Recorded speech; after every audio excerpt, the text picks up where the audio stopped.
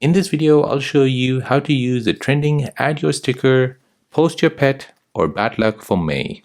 So if you want to get involved in this trending add your sticker, then let me show you how to do this. So before you begin, first go to your Play Store or your App Store, search for Instagram and make sure that's been updated to the latest version. Once that's updated, go ahead and open the app. In the app, you're tapping on search and you're searching for this account, add your sticks. So once you see it, go ahead and tap on it. Now visit the profile page. Within that page, you have the highlight, which is May 2024. Go ahead and tap on that. Now scroll through these until you find post your pet or bad luck for May, which is right here. Tap on add yours. And now you want to go ahead and post a picture of your pet. And then once you're happy with that, go ahead and post it to your Instagram story.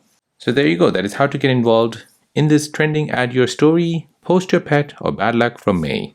Now, if you're new on the channel and you want to find out more about your iPhone, your Android phone, or any other social media apps, then don't forget to subscribe to this channel. Hit the like button if you find this video useful. Thank you for watching and see you in the next one.